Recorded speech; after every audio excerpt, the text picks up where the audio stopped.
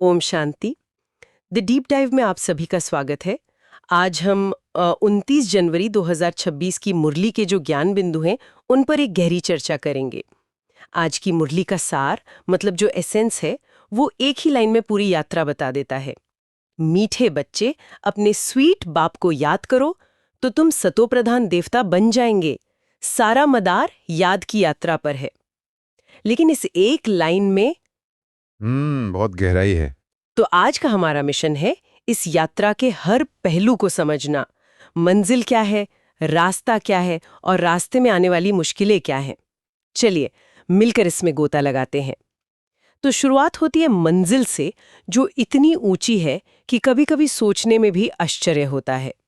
बाबा कहते हैं, पुरुषोत्तम संगम युग में बैठकर अपने भविष्य के पुरुषोत्तम स्वरूप को देखो, यानी लक्ष्मी नारायण। ये सिर्फ एक कल्पना नहीं, बल्कि एक हकीकत बनने वाली पढ़ाई है। बिल्कुल। और बाबा मुरली में एक बहुत ही सुंदर उदाहरण देते हैं इसके लिए। हाँ, वो कहते हैं कि जैसे एक लॉ का स्टूडेंट होता है ना, जब वो पढ़ रहा होता है, खाई देती है, ठीक वैसे ही बाबा कहते हैं कि यहाँ बैठे हर बच्चे की बुद्धि में ये लक्ष्य एकदम स्पष्ट होना चाहिए कि हम इस पढ़ाई से विष्णु डायनेस्टी। विष्णु डायनेस्टी यानी लक्ष्मी नारायण के घराने का हिस्सा बनने वाले हैं। ये कोई आम सत्संग नहीं है जहाँ कुछ भजन कीर्तन सुना और घर चले थे। सही बात है। ये तो एक यूनिवर्सिटी है जहाँ स्वयं भगवान हमें पढ़ाकर भविष्य की नई दुनिया सतयुग के लिए तैयार कर रहे हैं। और ये ज्ञान इतना अनोखा है कि बाबा कहते हैं किसी और मनुष्य की बुद्धि में ये बातें रमण कर ही नहीं सकती। ये बात कभी कभी मुझे बहुत हैरान करती है। हम दुनिया में देखते हैं बड़े बड़े ज्ञानी हैं, दार्शनिक हैं, लेकिन ये ज्ञान सिर्फ कुछ आत्माओं को ही क्यों मिलता है? इसका जवाब भी वो मुरली में ही छिपा है। ये ज्ञान ना बुद्धि से परे एक अलौकिक अनुभव की बात है। बाबा कहते हैं पढ़ाने वाला ऊंच से ऊंच है। और क्योंकि पढ़ाने वाला स्वयं ज्ञान का सागर है, तो वो जो ज्ञान देंगे वो भी सबसे अनोखा होगा। अच्छा, वो हमें मनुष्य से देवता बनाने का ज्ञान दे रहे हैं। दुनिया के शास्त्र या गुरु मनुष्य को भक्त बना सकते हैं, शायद महात्मा बना सकते हैं, पर देवता बनाने की पढ़ाई वो सिर्फ एक ही पढ़ा सकता है। यही इस ज्ञान की खासियत है। तो मंजिल स्पष्ट है, मनुष्य से देवता बनना। लेकिन इस मंजिल तक पहुंचने का रास्ता क्या है? बाबा ने साफ कहा है कि सारा मदार याद की यात्रा पर है। सुनने में याद की यात्रा बहुत शांत और सुंदर लगती है, लेकिन जो अभ्यास करते हैं वो जानते हैं कि ये एक संघर्ष है। असल में सबसे बड़ी रुकावट क्या है इसमें? आपने बहुत सही सवाल उठाया। बाबा मुरली में इसी संघर्ष पर सबसे ज्यादा रोशनी डालते हैं। वो कहते हैं याद की यात्रा में ही माया के तूफान आते हैं, और नंबर 1 तूफान है देह अभिमान का। देह अभिमान, हाँ, देह अभिमान यानी खुद को सिर्फ ये शरीर समझने की आदत। जैसे ही हम ये भूलते हैं कि हम एक चैतन्य शक्ति, एक आत्मा है जो इस शरीर को चला रही है, वैसे ही याद की पटरी से उतर जाते हैं। बिल्कुल, यही तो जड़ है। मतलब जब तक मैं आत्मा हूँ ये स्मृति पक्की नहीं होती, हाँ, तब तक याद में टिकना मुश्किल है। बिल्कुल। और देह अभिमान के साथ ही तो बाकी सारे दुश्मन भी आ जाते हैं ना। हाँ। काम, क्रोध, लोभ। मुरली में बाबा जिक्र करते हैं कि बच्चे चिट्ठियां लिखते हैं कि आज काम का तूफान आया, हाँ। आज क्रोध ने बहुत परेशान किया। तो ये लड़ाई तो चलती रहती है। हाँ, और बाबा इसे एक युद्ध की तरह ही बताते हैं। लेकिन ये एक ऐसा युद्ध है जिसमें हारना नहीं है। पुरुषार्थ इसी का नाम है ना। सही बात है। पर मुरली में एक बहुत प्यारी बात भी है। बच्चे अपना अनुभव भी तो साझा करते हैं। हाँ, कि बाबा आज अवस्था बहुत अच्छी रही, कोई तूफान नहीं आया, बड़ी खुशी में रहे। जब याद में गहराई होती है तो बाबा कहते हैं बच्चों के प्रेम के आंसू बहते हैं। और वो आंसू दुख के नहीं होते। नहीं, बिल्कुल नहीं। वो अपने प्यारे बाप से मिलने की खुशी और कृतज्ञता के होते हैं। तो ये यात्रा सिर्फ संघर्ष नहीं है, इसमें गहरे और अलौकिक अनुभव भी हैं। बाबा का आश्वासन है कि बस याद में रहो तो मीठे खुद ब खुद बन जाओगे। तो ये याद कोई दिमागी कसरत नहीं है, बल्कि एक दिल का कनेक्शन है जो हमें अंदर से बदलता है। अब ये जानना और भी दिलचस्प हो जाता है कि जो हमें ये सब सिखा रहे हैं वो खुद कैसे हैं। मुरली में बाबा की जो विचित्रता बताई गई है वो इस ज्ञान को और भी अनोखा बना देती है।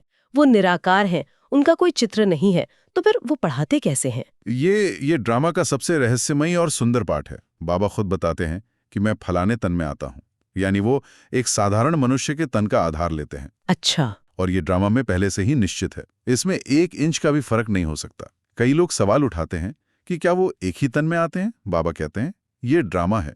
इसकी हर बात हूबहू कल्प कल्प रिपीट होती है। और यहाँ समझने वाली मुख्य बात यह है कि ज्ञान शरीर नहीं बल्कि आत्मा लेती है। आत्मा लेती है। हाँ, शरीर तो बस एक माध्यम है, आत्मा ही सुनती है, समझती है और धारण करती है। और आज की मुरली में आत्मा की महिमा पर बहुत जोर है। एक लाइन है, आत्मा मोस्ट वैल्यूएबल है।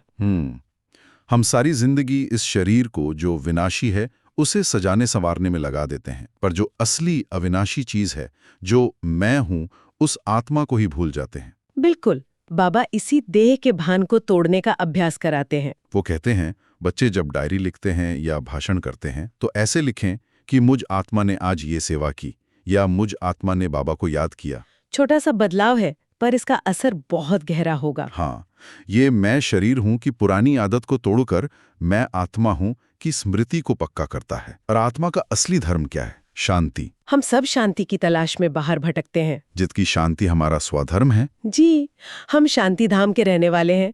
यह ज्ञान हमें हमारी असली पहचान याद दिलाता है। और हमारे पिता शिव बाबा, उनकी महिमा है दुख हरता, सुख करता। वो ज्ञान के सागर हैं।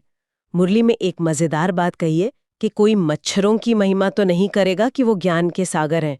महिमा तो एक बाप की ही है। बिल्कुल, और उनके बच्चे होने के नाते हमारा काम भी यही हो जाता है, सबके दुख हर कर सुख देना। हाँ, और ये सुख थोड़े समय के लिए नहीं, बाबा कहते हैं हम आधा कल्प के लिए सबको सुख देने का वर्षा पाते हैं। और देते हैं। ये कितनी बड़ी जिम्मेदारी है। हम सिर्फ अपने लिए नहीं पढ़ रहे, हम पूरी दुनिया के लिए एक सुख की दुनिया बनाने के निमित्त बन रहे हैं। इसी से जुड़ा मुरली में एक बहुत सुंदर सवाल है जो मुझे बहुत अच्छा लगा।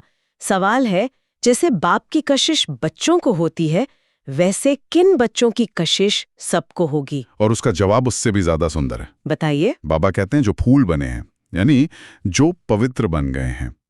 इसका कितना सहज उदाहरण दिया है बाबा ने। जैसे एक छोटा बच्चा होता है ना, हाँ, वो कितना पवित्र होता है, उसमें विकारों का नाम निशान नहीं होता, इसलिए वो हर एक को अपनी तरफ खींचता है, हर कोई उसे गोद में लेना चाहता है, प्यार करना चाहता है। क्यों? क्योंकि उसकी पवित्रता में एक आकर्षण है। हाँ, उसकी पवित्रता में एक कशिश है। ये कांटों के जंगल से फूलों के बगीचे का विचार बहुत शक्तिशाली है, लेकिन असल जिंदगी में इसका क्या मतलब है? क्या हमें मुश्किल लोगों से दूर रहना चाहिए, या ये हमारे अपने अंदर के कांटों को फूल बनाने की बात है? क्योंकि दुनिया तो वैसी ही रहेगी ना। ये बहुत गहरा सवाल है। बाबा हमें दुनिया से भागना नहीं सिखाते। वो कहते हैं इस कांटों के जंगल में रहते हुए कमल फूल समान बनना है। अच्छा। हमारे अंदर जो 5 विकारों के कांटे हैं, काम, क्रोध, लोभ, मोह, अहंकार, जो हमें और दूसरों को चुभते हैं, दुख देते हैं, उनको बदलना है। जी, उन्हें ज्ञान और योग की शक्ति से फूल बनाना है। जब हम अंदर से शांत, शीतल और पवित्र हो जाते हैं तो हमारी वाइब्रेशन बदल जाती है। फिर लोग हमारे पास शांति और सुख का अनुभव करने के लिए खुद आते हैं। हमारी कशिश बढ़ जाती है। तो बदलाव बाहर नहीं, अपने अंदर लाना है। बिल्कुल। अब जरा और बड़े परिप्रेक्ष्य पर नजर डालते हैं। मुरली में 5000 वर्ष के सृष्टि चक्र का भी जिक्र है कि ये हूबहू रिपीट होता है। ये कॉन्सेप्ट थोड़ा मुश्किल हो सकता है। क्या इसका मतलब है कि हमारे पास कोई चॉइस या फ्री विल नहीं है? हम बस एक फिल्म की तरह अपना पार्ट रिपीट कर रहे हैं? इस ज्ञान से साक्षी होकर रहने में मदद कैसे मिलती है? ये ज्ञान की सबसे गहरी गुत्थियों में से एक है। बाबा समझाते हैं कि हर आत्मा में उसका 84 जन्मों का पार्ट अविनाशी रूप से भरा हुआ है। जो एक बार हो चुका है, वही हर 5000 साल बाद हूबहू रिपीट होगा। तो फिर पुरुषार्थ का क्या? अगर सब कुछ पहले से तय है तो मैं मेहनत क्यों करूं? बाबा इसका बहुत सुंदर समाधान देते हैं। वो कहते हैं, ड्रामा में आपका पुरुषार्थ करना भी नूंद है, यानी रिकॉर्डेड है। अच्छा। आप इस कल्प में जो श्रेष्ठ पुरुषार्थ कर रहे हैं, इसी के आधार पर आपका भविष्य का ऊंच पद बनता है। और यही पुरुषार्थ आप हर कल्प करते आए हैं और करते रहेंगे। मतलब ये ज्ञान हमें क्यों, क्या, कैसे के सवालों से मुक्त कर देता है। हाँ, जीवन में कोई भी सीन आता है, अच्छा या बुरा, तो ज्ञानी आत्मा उसे साक्षी होकर देखती है, क्योंकि वह जानती है कि यह सीन पहले भी आया था और ये पास हो जाएगा। यह हमें अचल अडोल बनाता है। तो ये ज्ञान हमें कर्तापन के बोझ से भी मुक्त कर देता है। इसी आधार पर बाबा ज्ञान और भक्ति का अंतर भी बहुत साफ करते हैं। हाँ, बाबा कहते हैं शास्त्रादि पढ़ना भक्ति मार्ग की सामग्री है। वो भी एक पढ़ाई है, लेकिन उसे देवता पद नहीं मिल सकता। नहीं, उससे भक्त पद मिल सकता है। ये ज्ञान भी पढ़ाई है, पर इससे हम विश्व का मालिक, देवता पद पाते हैं। लक्ष्य में जमीन आसमान का अंतर है। इसलिए बाबा कहते हैं, अब भक्ति से वैराग्य कर, एक बाप से ज्ञान सुनो, क्योंकि अब भक्ति का फल देने स्वयं भगवान आए हैं। मुरली में एक और दिलचस्प बात है कि जो आत्माएं देवी देवता धर्म छोड़कर दूसरे धर्मों में चली गई हैं, वो सब वापस आएंगी। ये कैसे होगा? ये ज्ञान के चुंबक से होगा। बाबा कहते हैं, जब बाप का परिचय मिलता है तो आत्माओं को अपनी जड़ों का पता चलता है। जैसे एक पेड़ की टाल टालियां वापस अपने तने की ओर आकर्षित होती हैं, वैसे ही ये आत्माएं जब इस सत्य ज्ञान को सुनेंगी तो पहचान जाएंगी कि हमारा असली धर्म और असली घर कौन सा है, और वो वापस लौट आएंगी। जी। इसलिए बाबा सबसे पहले बाप का परिचय देने पर बहुत जोर देते हैं। तो इतनी सारी गहरी बातों के बाद अगर हमें आज की मुरली से दो मुख्य बातें अपने जीवन में उतारनी हो तो वो क्या होंगी? धारणा के लिए मुख्य सार क्या है? बाबा ने बहुत स्पष्ट रूप से दो मोती दिए हैं। पहला, सुखधाम में चलने के लिए सुखदायी बनना है। सुखदायी बनना है, जी, यानी हमारी हर सोच, बोल और कर्म से दूसरों को सुख मिलना चाहिए। कभी भी किसी को दुख देने वाला कांटा नहीं बनना है। और दूसरा, इस विनाशी शरीर में सबसे मूल्यवान चीज अविनाशी आत्मा है। इसलिए प्यार अविनाशी चीज से रखना है, विनाशी से नहीं। देह और देह की दुनिया से मोह निकालकर एक अविनाशी बाप और अपनी आत्मिक स्थिति से प्यार करना है। बस ये दोनों ही बिंदु पूरी यात्रा की नींव हैं। अगर इन पर ध्यान रहे तो मंजिल तक पहुंचना सहज हो जाएगा। चलिए अब आज के वरदान और स्लोगन पर चलते हैं। आज का वरदान भी बहुत शक्तिशाली है। अपने अनादि आदि स्वरूप की स्मृति से निर्बंधन बनने और बनाने वाले मर्जीवा भव। इसका भाव बहुत गहरा है। मर्जीवा का अर्थ है जीते जी मरना। किस चीज से मरना? पुरानी दुनिया, पुराने स्वभाव संस्कारों से। बाबा कहते हैं, अपने अनादि स्वरूप, यानी जब हम आत्माएं परमधाम में थीं, उस शांत और पवित्र स्थिति को याद करो।